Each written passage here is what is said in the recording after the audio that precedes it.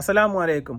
കോഴിക്കോട് നിന്നും വളരെ സങ്കടകരമായ ഒരു വാർത്ത, മനുഷ്യ മനസാക്ഷിയെ ഞെട്ടിക്കുന്ന രീതിയിലുള്ള ഒരു വാർത്തയാണ് ഇന്ന് പുറത്തു വന്നത് എന്നുള്ളതാണ്.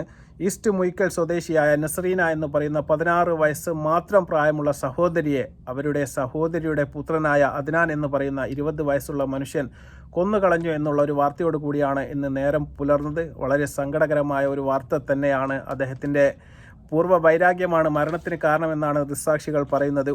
ഉമ്മയുടെ ഉമ്മയും അതുപോലെ തന്നെ സഹോദരനും സഹോദരിയും ആ സമയത്ത് തന്നെ വീട്ടിൽ ഉണ്ടായിരുന്നു എന്നുള്ളതാണ്. ഏകദേശം സുബഹിയോട് അടുപ്പിച്ചാണ് ഈ സംഭവം ഉണ്ടാവുന്നത്. മകളുടെ ഒച്ചപ്പാടുകളെല്ലാം കേട്ട ശേഷം അവർ ഉണർന്നു ചെന്ന് നോക്കിയ സമയത്ത് ആ സഹോദരി മരിച്ചു കിടക്കുന്നതാണ് അവരെല്ലാം കണ്ടത്. അതിനുശേഷം കുട്ടിയെ ഹോസ്പിറ്റലിലേക്ക് കൊണ്ടുപോകുന്ന വഴിക്ക് ഈ വൃത്തികെട്ടവനെ അദ്നാൻ എന്ന് പറയുന്ന മനുഷ്യനെ റൂമിലിട്ട് വാതിലടിച്ച ശേഷമാണ് അവർ അവിടെ നിന്ന് പോയത്. അതിനുശേഷം അദ്ദേഹം വിഷം കഴിക്കുകയും സെലോട്ടോ പൊട്ടിച്ച് കിടക്കുന്ന രീതിയിലാണ് മൃതശരീരം. പോലീസെല്ലാം എത്തിയതിനു ശേഷം വാതിൽ പൂട്ടിയ നിലയിലായിരുന്നു. അവർ വാതിലെല്ലാം പൊളിച്ച് അകത്ത് കയറിയ സമയത്താണ് ഈ അദ്നാൻ മരിച്ചു കിടക്കുന്നത് അവർ കണ്ടത്. അങ്ങനെ 2 പേരും ഇന്ന് നമ്മുടെ നാടിനോട് വിട പറഞ്ഞു എന്നുള്ളതാണ്. വളരെ സങ്കടം നിറഞ്ഞ ഒരു കാഴ്ചയാണ്. കാരണം ഇതിനു മുന്നേ ഈ സഹോദരിയുടെ വീട്ടിൽ തന്നെയായിരുന്നു അദ്നാൻ എന്ന് പറയുന്ന ആൾ താമസിച്ച് പഠിച്ചു കൊണ്ടിരുന്നത് എന്നുള്ളതാണ്. ഇവർ 2 പേരും ഏകദേശം 16ഉം 20ഉം വയസ്സുള്ള ആൾക്കാരാണ്. അങ്ങോട്ടും ഇങ്ങോട്ടും എല്ലാം നല്ല സൗഹൃദത്തോടു കൂടി തന്നെയായിരുന്നു ജീവിതം മുന്നോട്ട് കൊണ്ടുപോയിരുന്നത് എന്നാണ് മനസ്സിലാക്കാൻ വേണ്ടി സാധിക്കുന്നത്. പക്ഷേ മനുഷ്യ മനസാക്ഷിയെ ഞെട്ടിക്കുന്ന രീതിയിൽ ഇന്ന് രാവിലത്തോടുകൂടി ആ സഹോദരിയെ കൊന്നുകളയുക എന്നുള്ള ഉദ്ദേശം മനസ്സിൽ വെച്ച് തന്നെ ആ വൃത്തികെട്ട അദ്നാൻ എന്ന് പറയുന്ന മനുഷ്യൻ അങ്ങോട്ട് വരികയായിരുന്നു. ഇതിനു മുന്നേ തന്നെ സാമ്പത്തികപരമായ ചില പ്രശ്നങ്ങളിൽ പണം നഷ്ടപ്പെടുകയും അത് അദ്നാൻ എടുത്തോ എന്നുള്ള സംശയങ്ങൾ അവിടെ ചർച്ചയാകുകയും എല്ലാം ചെയ്തിരുന്നു. പക്ഷേ അദ്നാൻ ചില സ്വഭാവ ദൂഷ്യങ്ങളെല്ലാം ഉണ്ടായിരുന്നു എന്ന് തന്നെയാണ് നാട്ടുകാരെല്ലാം ഇപ്പോൾ വെളിപ്പെടുത്തുന്നത്. ആ ഒരു പ്രശ്നം തന്നെ ഇതിൻ്റെ മുന്നേ തന്നെ നമ്മുടെ നസ്രീന എന്ന് പറയുന്ന സഹോദരി അവരുടെ വാപ്പയുടെ ശ്രദ്ധയിൽപ്പെടുത്തുകയും അവിടെ സംസാരം ഉണ്ടാവുകയും എല്ലാം ചെയ്തിരുന്നു. ആഴ്ചകൾക്ക് മുൻപ് തന്നെ ഈ അദ്നാനെ ആ വീട്ടിൽ നിന്ന് പുറത്താക്കുകയും ചെയ്തിരുന്നു. പക്ഷേ ആ പുറത്തു പോകുന്ന സമയത്ത് വളരെ തന്ത്രപൂർവമായിട്ട് അവിടുത്തെ ചാവിയുടെ ഒരു കോപ്പി അടിച്ചു മാറ്റിയാണ് അവിടെ നിന്ന് പോയത് എന്നുള്ളതാണ് സങ്കടം നിറഞ്ഞ ഒരു യാഥാർത്ഥ്യം. ആ ചാവി ഉപയോഗിച്ച് തന്നെയാണ് ഇന്ന് നേരം വെളുക്കുന്ന സമയമായപ്പോൾ തന്നെ അദ്നാൻ ആ വീട്ടിൽ വരുന്നു, ആ വീട് തുറക്കുന്നു, അവരുടെ റൂമിലേക്ക് നേരിട്ട് പോവുകയും അതുപോലെ തന്നെ കൃത്യം നിർവഹിക്കുകയുമായിരുന്നു എന്നാണ് ദൃക്സാക്ഷികൾ ഇപ്പോൾ പറയുന്നത്. അതിനുശേഷം പോലീസ് എത്തിയ ശേഷമാണ് അദ്നാൻ്റെ റൂം ചവിട്ടി പൊളിച്ച ശേഷം അവിടെ നിന്ന് അദ്നാനെ കണ്ടെത്താൻ വേണ്ടി സാധിച്ചത്. നമുക്ക് ദൃക്സാക്ഷികളായ നാട്ടുകാർ എന്താണ് ഇതിനെക്കുറിച്ച് പറയുന്നത്, നമുക്ക് അതൊന്ന് കേൾക്കാം. നമ്മൾ 6 മണിക്ക് അറിഞ്ഞത് 6 മണിക്ക് അറിഞ്ഞ് ഇവിടെ വന്നപ്പോഴത്തേക്കും കൊണ്ടുപോയിക്കണം കുട്ടീനെ. 2 മൃതദേഹങ്ങൾ. 2 ഒരാൾ ഒരു റൂമിൽ ഒരാൾ റൂമിലുള്ള എന്നാണ്. താഴത്തെ മോളിൽ തന്നെ 2 റൂമുണ്ട്. മുകളിൽ 2 റൂമിലുള്ളത് അവിടുന്ന് കൊണ്ടുപോയി രണ്ടാമത്തേക്ക് കഴിഞ്ഞിട്ട് ചടത്തി അനിയത്തി മക്കളാണ്. ഒരു ബന്ധുക്കളാണ്. ഈ സംഭവ സമയം ഇവിടെ വേറെ ആരും ഇല്ലായിരുന്നു? അല്ല, എല്ലാവരും ഉണ്ട്, വീട്ടിലെല്ലാവരും ഉണ്ട്, എല്ലാവരും ഉണ്ടായിരുന്നു. ഇത് എപ്പോഴാണ് നിങ്ങൾ ഇത് അറിഞ്ഞത്? ഇവർ രാത്രി പുലർച്ചെ 5 മണിക്കാണ് പിന്നെ ഇത് സംഭവിച്ചത് അറിഞ്ഞത്. ഇവർ ചെക്കൻ ഡ്യൂപ്ലിക്കേറ്റ് താക്കോൽ ഉണ്ടാക്കി വീട്ടിനകത്ത് കയറി എന്നാണ് പറഞ്ഞത് കേട്ടത്. ഈ പയ്യൻ കൊന്ന ആൾ, ഈ പയ്യൻ കൊലപാതകം നടത്തിയ പയ്യൻ ഇവിടെ തന്നെ താമസിക്കുന്ന ആളാണോ? ഇവിടെ ഉണ്ടായിരുന്നു. പിന്നെ ചെറിയ ഒരു പ്രശ്നം ഉണ്ടായിട്ട് പിന്നെ ഇവന് പോയതാണ്, ഇവിടുന്ന് പോയതാണ്, ഇവിടെ കയറിയെന്ന് പറഞ്ഞ് ഇവന് പോയതാണോ അല്ലേ, പിന്നെ വന്നതാണ്. ഇവർ കൊല്ലണമെന്ന് കണക്കാക്കിയിട്ട് വന്നത് തന്നെയാണ്. എന്താണ് ഇതിന് കാരണം എന്നുള്ളതിനെ സംബന്ധിച്ച് അങ്ങനെ കാരണം എന്താ അറിയില്ല. ഇല്ല, കാരണം ആർക്കും എന്താണെന്നറിയില്ല. പിന്നെ ചെറിയ ഫാമിലി പ്രശ്നങ്ങളാണ് എല്ലാവരും പറഞ്ഞു കേട്ടത്. ഇത് സംബന്ധിച്ച് എന്തെങ്കിലും വിവരങ്ങളുണ്ട്? ഇവർ തർക്കമോ ബഹളമോ? ഇവർ നല്ല ഫാമിലിയാണ്, നല്ല സൗഹാർദ്ദത്തിൽ എല്ലാവരും കയ്യിലൊക്കെ. ഇവർക്ക് എന്താ നമ്മളൊക്കെ എപ്പോഴും ഇവിടെ വീട്ടിൽ വരലും പോക്കുള്ള ആൾക്കാണ്. ഇവിടെ ഓട്ടോ ഡ്രൈവറാണ് ഞാൻ. അപ്പോൾ ഇവർക്ക് തമ്മിൽ നല്ല യോജിപ്പിലുണ്ടാവില്ല. ഇത് ഇപ്പോൾ ഈ പെൺകുട്ടി +1 പഠിക്കണേ? എത്ര ക്ലാസ്? അതെ, മർക്കസിലാണ് പഠിക്കുന്ന പോലെ. +1 ഈ പയ്യനോ? ഈ പയ്യൻ എവിടെ പഠിക്കണമെന്ന് അറിയില്ല. അവിടെ ഇനി മർക്കസിലേ പഠിച്ചിന്. ഇവിടുന്ന് വിട്ടേച്ച് പോയതാ. പിന്നെ അവൻ്റെ വീട്ടിലേക്ക് എന്തൊക്കെ പ്രശ്നങ്ങളൊക്കെ ആയിട്ട് ഇവിടുന്ന് പോയതാ. ഇവിടെ കുറേ താമസിച്ചു കഴിഞ്ഞു. ഈ വീട്ടിൽ തന്നെയാണ് അവർ താമസിച്ചത്? ആ വീട്ടിൽ തന്നെ താമസിച്ചത് 6 മാസം മുന്നേ. 6 മാസം മുന്നേ. പിന്നെ ഇവിടെ എന്തോ പ്രശ്നം ഉണ്ടാക്കിയാണ് ചെക്കൻ പോയതാ. ചൊല്ലിയാണ് പ്രശ്നങ്ങൾ? അറിയില്ല എന്തിനു ചൊല്ലിയാന്നുള്ളത്. എന്തോ പൈസ എന്തോ പോയി എന്നൊക്കെ പറഞ്ഞിട്ടില്ല. പൈസ എന്തോ കളവ് പോയി എന്നൊക്കെ പറഞ്ഞു. ഏത് ഈ വീട്ടിൽ വീട്ടിൽ അതിനെന്തോ പ്രശ്നം ആദ്യം നടന്നിട്ടുണ്ടായിരുന്നു.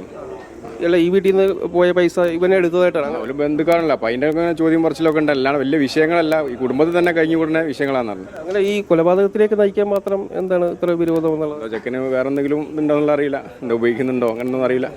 ചെറിയ ആളല്ലേ. അപ്പോൾ പൂർവ്വ വൈരാഗ്യം വെച്ചുകൊണ്ട് തന്നെ കൊലപ്പെടുത്തുക എന്ന ഉദ്ദേശം മനസ്സിൽ വെച്ചുകൊണ്ട് തന്നെയാണ് അദ്നാൻ എന്ന് പറയുന്ന ഈ 20-കാരൻ നേരം പുലർച്ചെ അവിടെ എത്തിയത് എന്നുള്ളത് തന്നെയാണ് യാഥാർത്ഥ്യം. വളരെ തന്ത്രപൂർവ്വമായിട്ട് ഞാൻ പറഞ്ഞതുപോലെ തന്നെ ആ വീടിൻ്റെ അകത്ത് കയറിയ സമയത്ത് ആൾക്കാരെല്ലാം, അല്ലെങ്കിൽ വീട്ടിൽ ഉറങ്ങുന്ന സമയത്ത് ആൾക്കാരെല്ലാം വിചാരിച്ചത്, ഈ സൗണ്ടുകളെല്ലാം കേട്ട സമയം കള്ളൻ വീട്ടിൽ കയറി എന്ന ഒരു ഉദ്ദേശത്തോടു കൂടിയാണ് ഇവർ അടുത്തേക്ക് പോയത് എന്നുള്ളതാണ്. വീടിൻ്റെ മുകളിൽ 2 റൂമുകൾ അടുത്തടുത്തായിട്ടുണ്ടായിരുന്നു. ആ വീട്ടിൽ ഞാൻ പറഞ്ഞതുപോലെ തന്നെ ഉമ്മയുടെ ഉമ്മയും സഹോദരനും സഹോദരിയും എല്ലാം അവിടെ താമസിക്കുന്നുണ്ടായിരുന്നു. ഈ ഒച്ചപ്പാടുകളെല്ലാം കേട്ട് അവർ വന്നിടത്ത് അവർ വിചാരിച്ചത് കള്ളനായിരിക്കുമെന്നാണ്. പക്ഷേ ഇവനെയാണ് കണ്ടെത്താൻ വേണ്ടി സാധിച്ചത്. അപ്പോഴാണ് നോക്കുന്നത്, ഈ മകൾ 16 വയസ്സ് മാത്രം പ്രായമുള്ള നസ്രീന എന്ന് പറയുന്ന കുട്ടി മരിച്ചു കിടക്കുന്നതാണ് അവർ കണ്ടത്. പക്ഷേ കൊണ്ടുപോകുന്ന സമയത്ത് ജീവനുണ്ടായിരുന്നു എന്നാണ് ചില ആൾക്കാർ പറയുന്നത്. അപ്പോൾ തീർച്ചയായിട്ടും അവരെ ഹോസ്പിറ്റലിൽ എത്തിക്കുക എന്നുള്ളതിനായിരുന്നു വീട്ടുകാരെല്ലാം പ്രാഥമിക പരിഗണന നൽകിയത്. അതുകൊണ്ട് തന്നെ പോകുന്ന സമയത്ത് ഈ വൃത്തികെട്ട അദ്നാൻ എന്ന് പറയുന്ന മനുഷ്യനെ ആ റൂമിൻ്റെ അകത്തിട്ട് വാതിലടിച്ച ശേഷമാണ്, പുറത്തുനിന്ന് പൂട്ടിയ ശേഷമാണ് അവർ തീർച്ചയായിട്ടും ഹോസ്പിറ്റലിലേക്ക് പോകുന്നത്. ആ സമയത്താണ് അവർ തീർച്ചയായിട്ടും ഈ കാര്യം പോലീസിനെ അറിയിക്കുന്നത്. പോലീസ് എല്ലാം എത്തിയ സമയത്ത് വീടിൽ തീർച്ചയായിട്ടും വാതിൽ പൂട്ടിയ നിലയിലായിരുന്നു, ഉള്ളിൽ നിന്ന് പൂട്ടിയ നിലയിലായിരുന്നു. പല പ്രാവശ്യം തുറക്കാൻ ആവശ്യപ്പെട്ടിട്ടും അദ്നാൻ വാതിൽ തുറന്നില്ല. അതിനുശേഷമാണ് പോലീസുകാർ ചവിട്ടി പൊളിച്ച് വാതിൽ തുറന്ന് നോക്കിയ സമയത്ത് സെലോ ടേപ്പ് പൊട്ടിച്ച നിലയിലായിരുന്നു അദ്നാൻ കിടന്നിരുന്നത്. വിഷമോ മറ്റെന്തെങ്കിലും അങ്ങനത്തെ കാര്യങ്ങൾ ഉപയോഗിച്ച് അദ്ദേഹം ആത്മഹത്യ ചെയ്തു എന്ന് തന്നെയാണ് പ്രാഥമികമായിട്ട് ഇപ്പോൾ തീർച്ചയായിട്ടും പുറത്തു വന്ന വിവരങ്ങളെല്ലാം തന്നെ.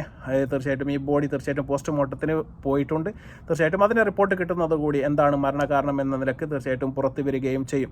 ഇതെല്ലാം നിങ്ങൾ ആലോചിച്ച് നോക്കേണ്ട ചെറിയ ഫാമിലി പ്രശ്നങ്ങളാണ് ഇത്രയും വലിയ ഒരു പ്രശ്നത്തിലേക്ക് കൊണ്ടെത്തിക്കുന്നത് എന്നുള്ളതാണ്. ഇതിൽ ഏറ്റവും വലിയ ഒരു പോരായ്മയായിട്ട് എനിക്ക് തോന്നിയത് സഹോദരിയുടെ പുത്രനാണ്.